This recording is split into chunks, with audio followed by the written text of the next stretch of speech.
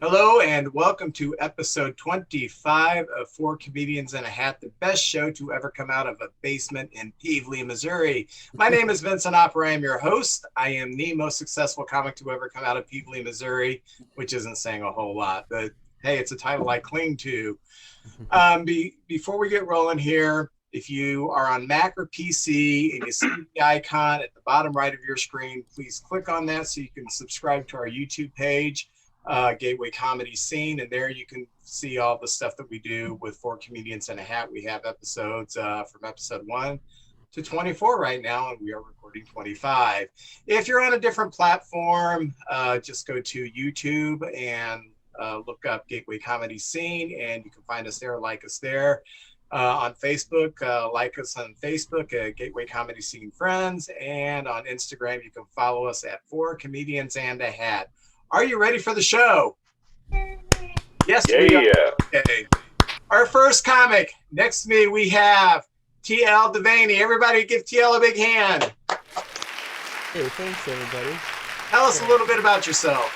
Well, I am originally from Alaska, as I was just telling Debbie. I live in Seattle, Washington. I've been doing stand-up since 2014.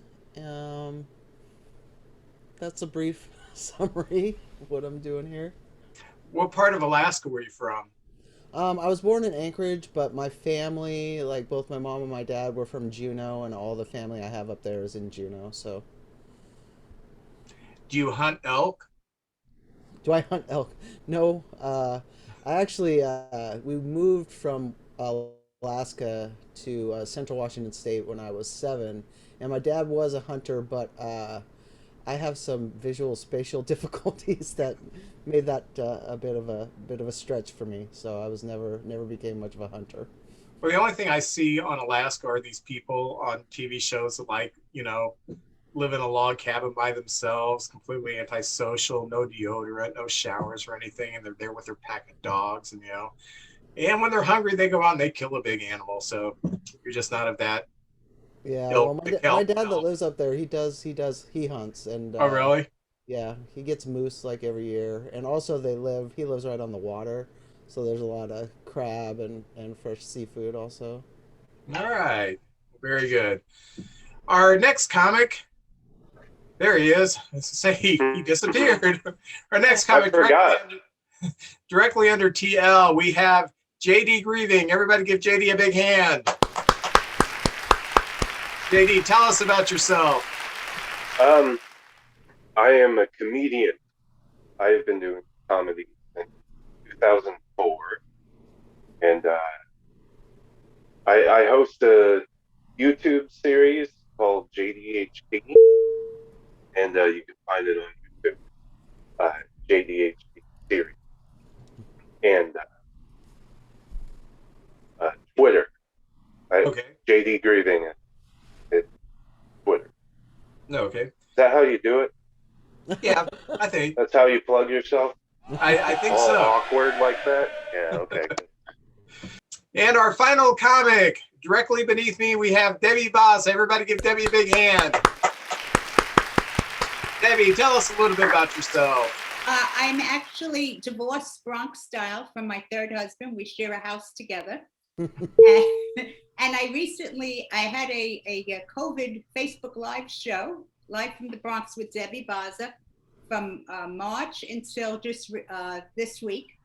And I'm going to, because, 4 o'clock, it seemed like a good time. Everyone was home, and it kept me from eating dinner at 4 in the afternoon. But I gave me a reason to get dressed. But now I'm just going to have it once a week on a Tuesday at 7 o'clock. And that'll be June 8th. Okay. Yeah. Awesome. Are you ready to play? Yeah. All right. TL, are you ready for your first question? Hit me with it. What is the silliest thing you have had an emotional attachment to? Oh, geez. I'm one of those people that develops emotional attachments to things. Like, I get really emotionally attached to my car, which isn't that silly, or I think that uncommon, but I am one of those people. The silliest thing I've had... Oh, I know what it was. One time, my friend gave me this bead, and it was just a clay bead, but it was formed into the shape of Gene Simmons's face. And I held on to that thing for so long. Like, I stopped wearing it at a certain point because it got blasé to me.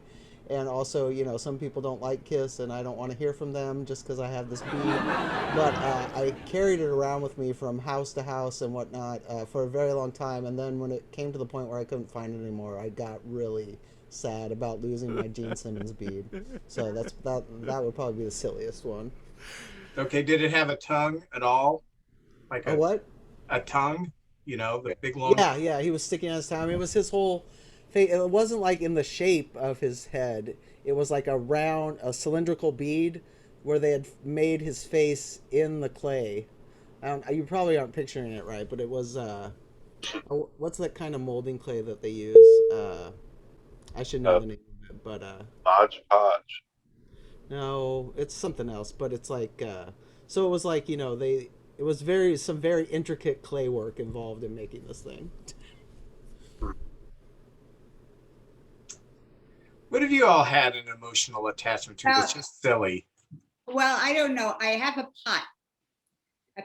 Pot my mother bought me when I was married to my first husband. And it's a Farberware pot, and it lost one of the handles, and the bottom of it doesn't look that good anymore. So my ex bought me a beautiful pot to replace it, and I had it on my table. I was not ready to give it up. And I was talking to someone, and I was just saying that's sentimental because I had it for 3 husbands, my 2 daughters, and I decided that I just put the pot on a shelf, like on top of my cabinets. I couldn't give it up because it has a lot of sentimental value, even though it only has 1 handle. I don't care. It's taken me through a lot, Yeah. Okay. That's beautiful. Thank you. I definitely get that. My mom has a lot of like blue. They're crap, and she's like, I'm throwing these out. I'm like, that's my child right there. I want them. What am I gonna do with a loaf to make a banana bread? Maybe I'll. Done. You want me to answer the question? Sure. What if I had okay. I'm way ahead of you, and sorry. Emotional attachment. I don't know if this is silly, but my wife and I, or even past that, we've named all of our vehicles, like hard, like when they broke down, it was devastating. Like we had one named Brutus, like Ite, Brute. I don't know if I'm saying that right. But we had one named Dorothy. I don't know where the mic is. Okay. I can hear you. You sound better. Fine right now. Yeah. I think it was in that other one because you sounded better when you're talking into it. Wait, really? Okay, let's do this. Try it this way. That's even more comfortable. Can you hear me all right? Yeah, fine. Okay, all right. Technical stuff I should have worked out earlier, but that requires time management, and I'm awful with that. So, what were we talking about again? The silly things we've had emotional attachment to. Cars, but I know there's something more specific that's escaping me right now. So, definitely our vehicle.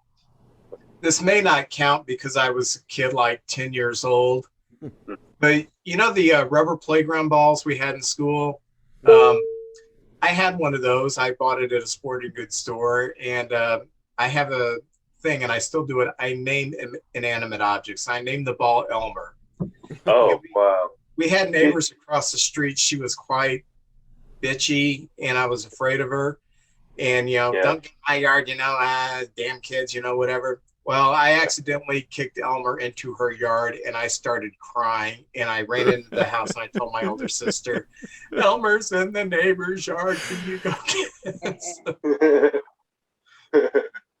That's great. Yeah.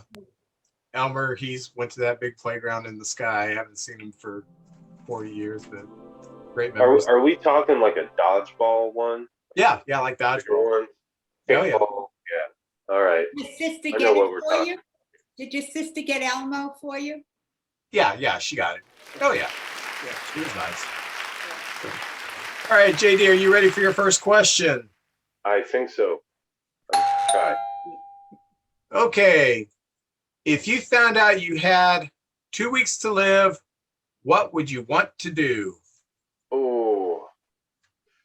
Okay, I've thought about this, and I know that morally, we're just, okay, I had 2 weeks to live. And if no one cares, the specifics of this definitely matter. No one cares? Like, can I tell anyone that I've been informed that I'm dying in 2 weeks? Is that part of it? Sure. Okay.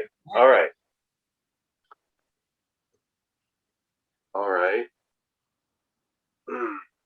Am I told how I'm going to die?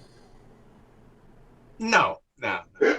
This is definitely the wrong take with this question. I know it. I know it's the wrong take. But I think I would rob a bank right off the bat. Like, I have 2 weeks to live. What's the worst that can happen in 2 weeks, even if I get caught? It's still a great story for 2 weeks, Like, so definitely rob the bank. And then, like, buy equipment to rob as many banks as I can, okay? And then give all that money away. Like, week 1, bank robbery.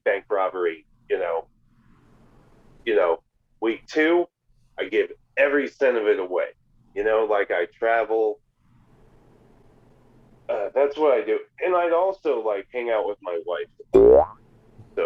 So you're like a reincarnation of I don't know, Babyface Nelson and Robin Hood kind of squished together. Yeah, but I don't think I'd be violent about the bank robbery. I'd be clever, like, right off. I wouldn't be like, no gun involved.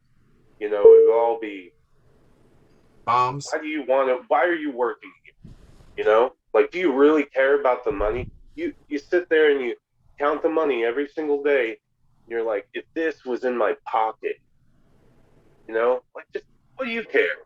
Just let me rob the bank. Like, do you have a gun? I'm like, no, but we're friends. Good luck with that. I don't know.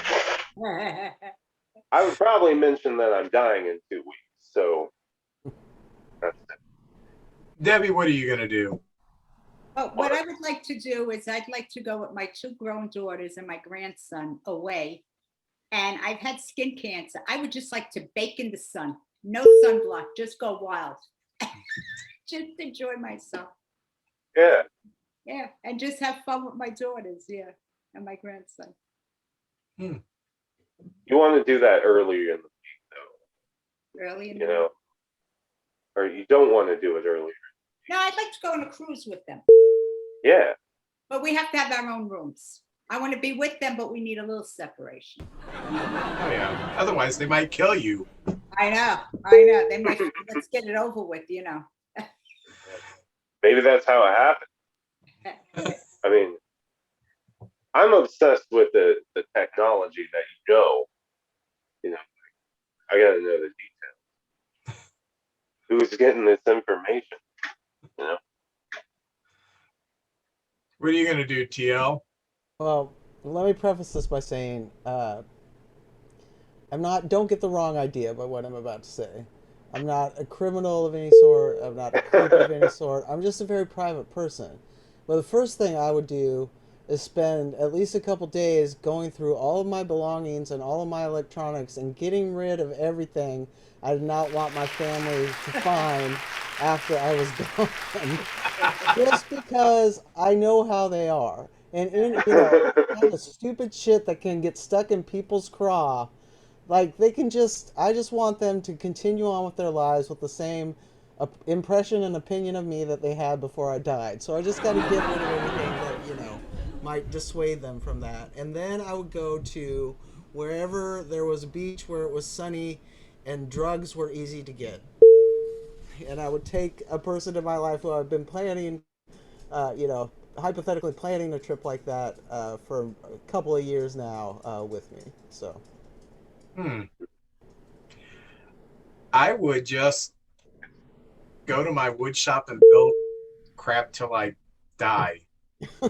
Stuff. Yeah. I'd build. I got 5 kids. I would build something for each kid. I have 1 grandkid. I would build something for him. My son-in-law, I'd build something for him, something to remember me by.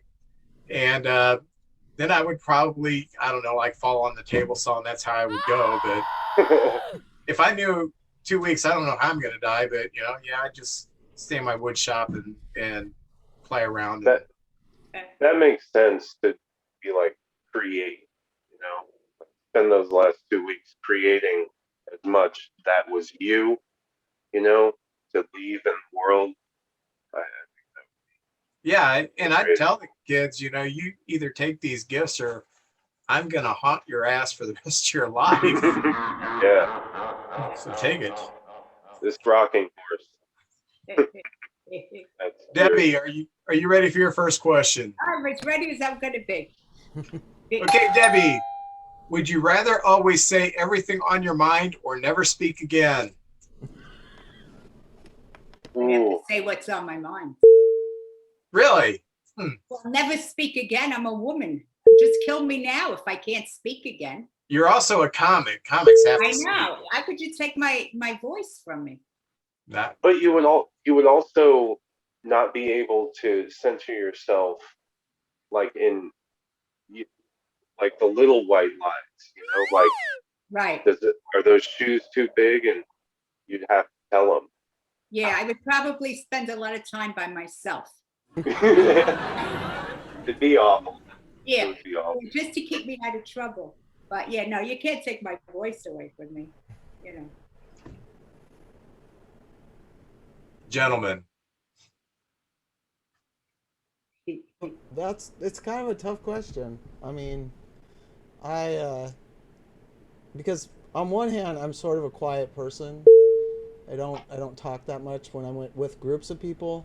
But on the other hand, I feel like I'm 95% to just saying everything that's on my mind already.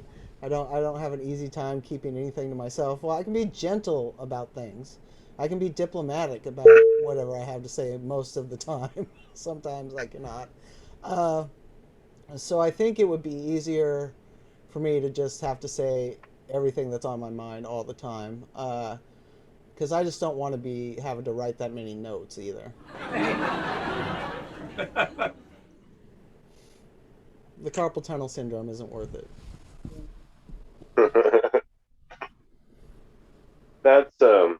This is a good question. And once again, there's stipulation. Never speak again. Can I sing?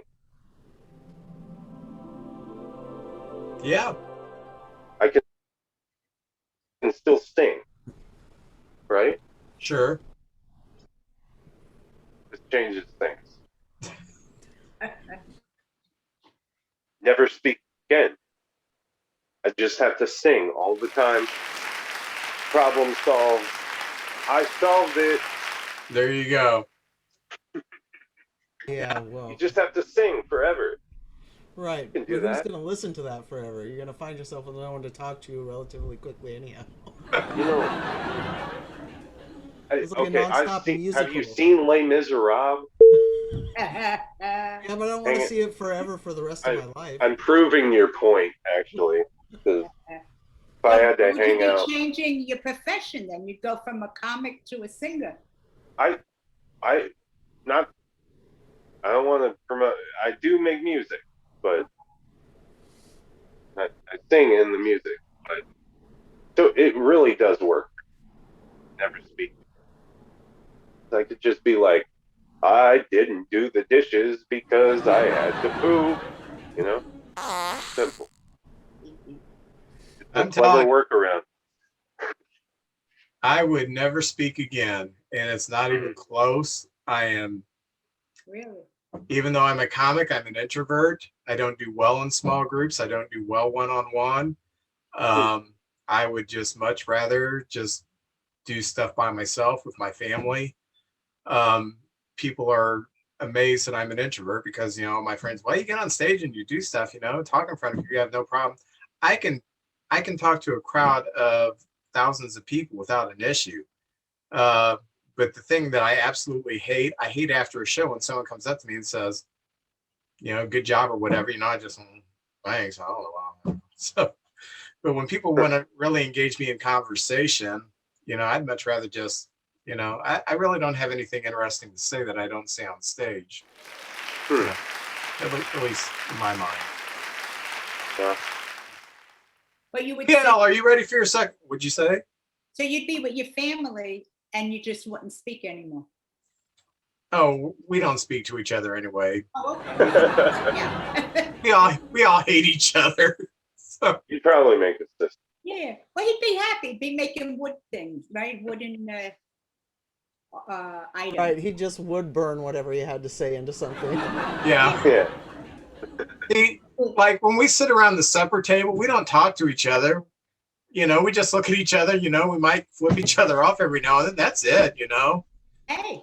Yeah. I know when one of the kids is really angry because then they'll moon me. So. Yeah. What else do you have to say? Yeah. TL, are you ready for your second question? Yes. Choose your age forever. What age would you choose and why? My age forever. What age would I choose and why?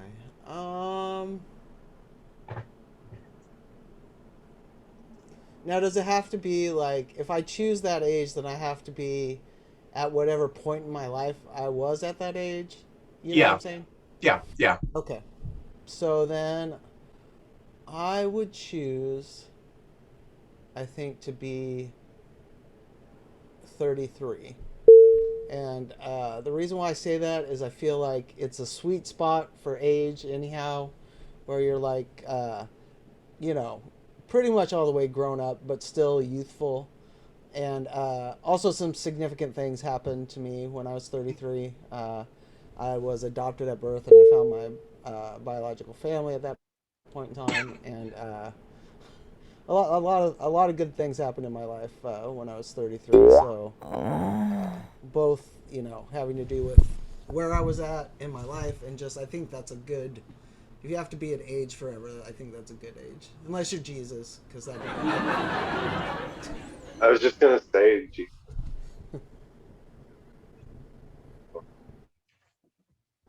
So the story goes. Jump in. I mean, I guess he's still 33 now.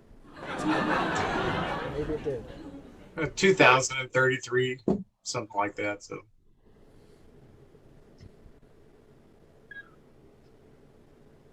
Pick an age. Is it me? Oh. Whoever, jump in. Oh. It's weird because I thought 33 as well. Because when I met my wife, I was feeling great. And I'm starting to get old now, So like, I could go back a couple years, saying that before I really started getting the aches. I'm sorry. So does this work like Groundhog's Day? Like you live that year, 33, come back the same year? Nah, I think you're just kind of suspended at the age of 33. But every day is a different adventure. So my wife ages and I stay? I think that would be the way it went. It's like being a vampire. Yeah. You know what? It's like being a vampire. That's what I'll tell her. It's like being a vampire. You love those vampires. She hates Debbie, if you say 33, Well, I have to say, I'm trying to figure out how old I would be because it would be I'm 29. 29. It would have to be my 30s. I'm trying to figure it out because my mother and father were still alive and my late husband. So I would say that. I know I'm a comedian. Look, I'm over here crying. I mean, I had a lot of fun at a party. But yeah, I would have to say that. And I mean, even though we had the get-togethers and they drove me crazy, sometimes I had to wait cotton in my ears because there was always a lot of noise and screaming. But I miss them all so much. I really do. Even my in-laws. They were pains in the asses, but I miss them too. I miss that time in my life. My kids were with me. You know, I could boss them around. I could get cheap labor. No, seriously, I miss them. Because that's when I was a mommy. Now I'm a mother. My one daughter made me lunch. The other one I didn't get anything from yet. So I don't know. We weren't talking. so you were a mommy, now you're a mother. Yeah, now I'm a mother. Yeah. My entire life, I've been a bad mother. Let me tell you. Bad mother. Yeah. I know. Well, What's your mouth?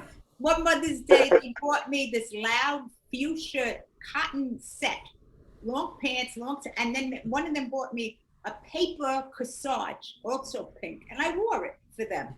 It's like, Oh yeah, wasn't my taste, but I wore it because they gave it to me. And, the embarrassing things we do for our kids. I know. And you think they'd appreciate it more. See now, if I had no memories of my kids or my wife or anything, if I could just stay frozen at an age, I would be 12 again. I had no cares. I played baseball every day in the summer. I went swimming. I grew up at a time where, it was, you come home when the street lights are on, nobody ever knew where I was, but I wasn't, it was more of an innocent time in the 70s, except, my mom was always afraid that I was going to fall into the crowd that does dope, so that didn't happen until I became a comedian. So I'm just over here kicking myself for not being enough of a hipster to have said 33 1/3. Oh, yeah. all right, JD, are you ready for your second question? Yes, I am. Do you mind if I take a hit? Can you cut stuff? You're not the first person who's taken a hit on this show. So. All right. I didn't see it on any other episode, so I'm making sure, because you get demonetized immediately. But Trailblazer. Yeah? Yeah. Me? Yeah, blaze that trail. Okay. All right. If you can instantly become an expert in something, what would it be? Oh.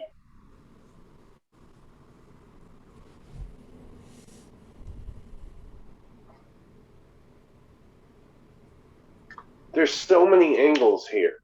There's like, I think I would become an expert in organization. That would be the most useful, way to use an expert in anything. Would just be because I have just so many ideas, but they're all just splattered at a dry erase board that I erase twice a month after I take pictures. Oh yeah, I'll come back to that. I just wish I don't even have a folder for the picture. That's just not organized enough to even promote myself. That's the worst. And so I would do that. That would be an expert organizer. Yeah, just an expert at organizing. Maybe to refine it, I would get up on time. Every day, I would remember to make coffee. I would throw away the coffee filter at the end of the night, like a good boy. I would do all that if I could just organize the thoughts instead of just taking that. Awesome. Probably okay, good. All I right. was worried it was a bad answer. Now, next year, you're going to come back on this and you're going to be an expert organizer and you're going to tell us what you've learned in the past year and how you've organized. If that's true, this year's coming up, fall JD. Right, there you go. Yeah. All right. So, TL, what would you be an expert in? I thought about this and I tried to talk myself out of it because I don't want to sound so much like George Costanza, but I'm going to say marine biology. Ooh. I'm a person that loves the ocean. I love the water. I love all the animals that live in the ocean, and I also, know that conserving our oceans and water is a huge issue that we have to deal with right now. And so, just kind of covers all the bases. Like I get to hang out on the beach all day and do something useful to society and make friends with dolphins, and we're all good. Man, sounds like you're wishing for something. You're halfway there, though. Like, just learn a little bit more and save your wish. I'm just, it's good. Yeah, if tuition wasn't quite so expensive. But what the fuck? I need to brush up on my stuff.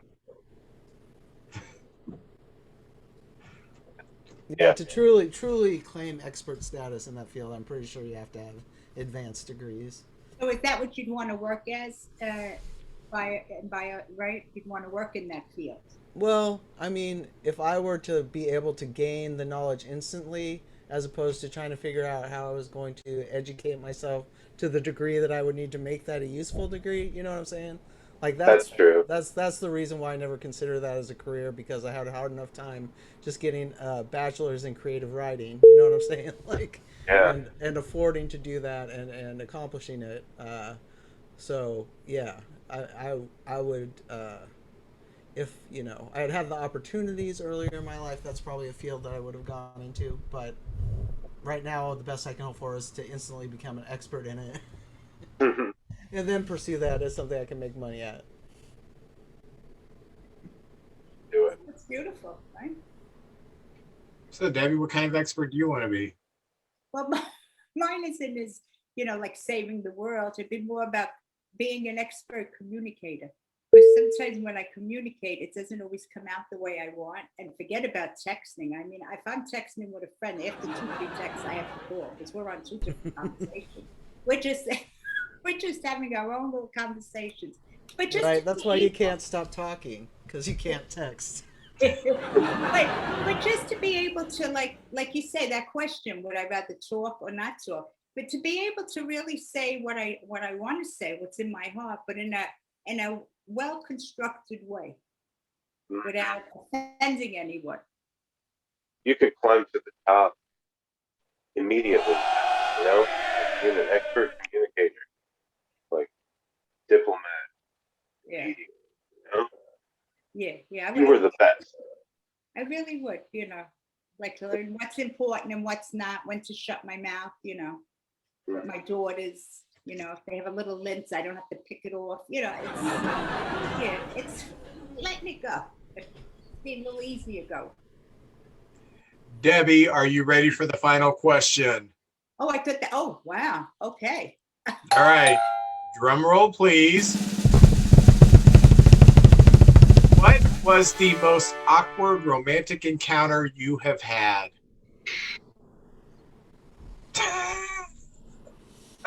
The most awkward?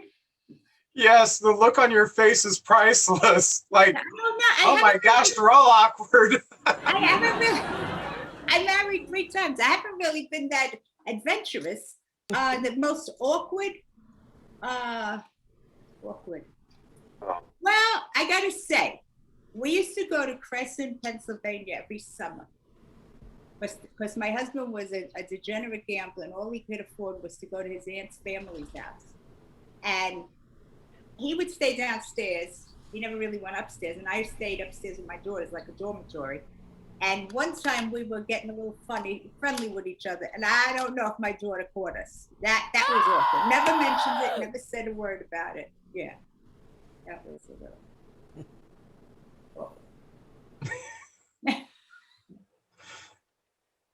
So when you say romantic encounter, are you talking about specifically like physical intimacy, or could it also just be a date? It can just be a date.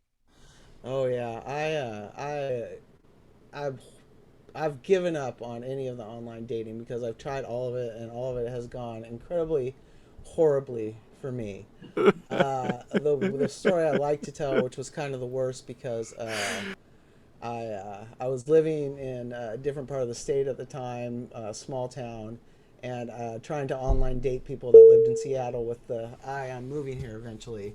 And so, this was like a 2.5 hour drive that I had to make to get here for the date. And I'd been, emailing at that point in time. That's what we did, back and forth with the person for weeks. I thought it was going really well. I had drawn her this little cartoon thing that she thought was really funny, and it seemed like it was going to be a really good thing.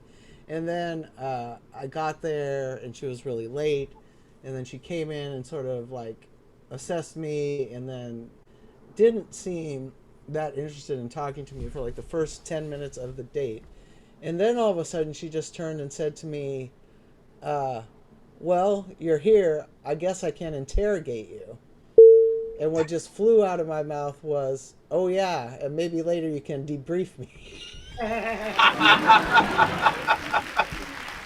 Which that was not comfortable. Like, I thought I was being so funny, and that was kind of, we had to eat our crepes and then say adieu after that. Hey, you know what? There are sometimes I reached an age where if I was going to have a romantic encounter, but a good joke come to my mind that I knew was going to ruin it, I'd still say the joke. And I mean, that's the part. I'm 55, almost 55 now. I would much rather tell a good joke if it comes to mind. It's ruined a few romantic encounters, but hey. Right. Well, honestly, if I, with anybody that I could have gotten along with, that joke would have saved it, even if it had started out awkward. You know what I'm saying? Like, I need the person that appreciates that joke. Yeah. No, I understand, because I was talking to someone recently on the phone, and he was just asking me one question and another question. I said, why is this feeling like an interview? And I know it was, and he said, oh, this isn't going to work. I said, you're right. This interview's over. Like, I know, but Tia, if you ever need a little guidance, I would love to give you a little female interjections, But no, you were right. I mean, who is she to say like right away, that wasn't someone that you would be comfortable with. Don't write the setup and not expect me to write the punchline. That's all I'm saying. Exactly. It was funny. That was very funny. You got a good joke out of it, so it was worth the crepes, right? Yeah, it's fine. It just was like, that's the one. Like, I had a lot of fairly uncomfortable situations in online dating, and then run-ins with people who were not honest with me is the other thing that drove me away from it for good. But like, that one was just the one where it just felt uneasy the whole time. You know what I mean? Yeah. Like, it just, sometimes you can email with people and feel like you're relating to them, and sometimes their physical presence is just like, right. Yeah. So JD, awkward encounter. I was kind of hoping you'd skip me on this. It's not that I don't have a story. It's that I have so many, but so few that I'm comfortable telling you to, Yeah. I could,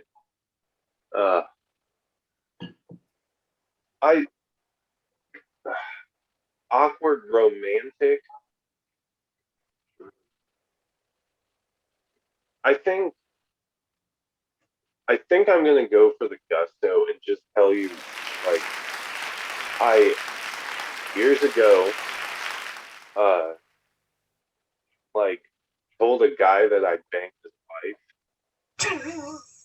What the fuck? It happens. you know, and I'm a man of my word, so I did it, okay? And here here's I'm not a kiss and tell type dude, but like, okay, this was anonymous enough. So I went into their house. They're like, oh, gonna go down to the basement, and like, okay, like that's probably part of it. And then we go off to a side room, and the lights are on for like a second, and then the lights go off. Like, okay, let's get top to it. And I just imagine your minds wondering where this is going. But everything was going fine, and it was dark, very dark, and then it ended, and I said, "Where is your bathroom?" Like you do, and they said it's right there. And then I went into the bathroom. It's an all-white bathroom. Flip on the light, and I'm covered in blood. Ah. Which, I'll just be honest with you, was fine. It wasn't on my face or anything, but like, you tell someone that, right? Yes. Yeah. You say, that might be a possibility. And at first I was like, ah! And I was like, and it was so much. I was like, what? Like, so I showered, and there was no towel. And I was like, well, I'm going home. It was a pleasure meeting you. But I think I've worn out my welcome. So, was it so bad that if someone sprayed you with luminol, you would glow right now with a black light? There's been at least 20,000 showers. No. My most, well, let me preface this. I've been on 2 dates where I've had first dates where I've had the women stop the date and ask me, "Are you sure you're not gay?" I've been hit on by a few men. I don't know why I put out the best gay vibe ever. But anyway, one night I went to the local bar and I was watching the NCAA basketball tournament. And this guy sat next to me. He was a professor at one of the colleges, one of the universities a few hours down the road. He was in town for a postcard convention.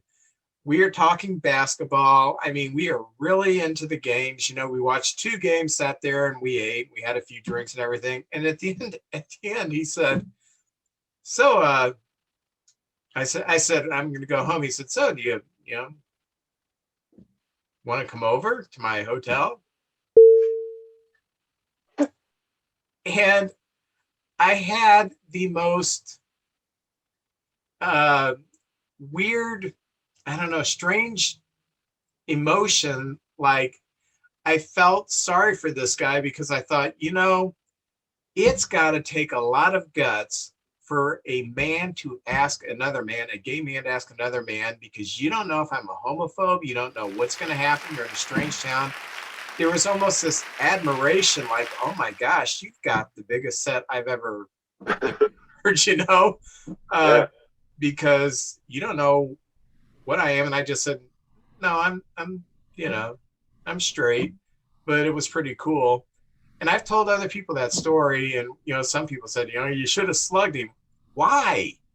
I just don't get people. But that was my most awkward encounter that I'm thinking we're having a good time watching basketball, and he's looking back and saying, hey, I was kind of flirting with me, but Who knows? But I'll take it a step further. I don't know why you didn't bang it. Throwing that out there. I mean, he was, you know. I'm just not attracted to men. We do have to finish up here, Yes. but Yes. I do want to thank all of our comics one more time. A big hand for TL. Thank you, TL. Thank you. And a big hand for JD.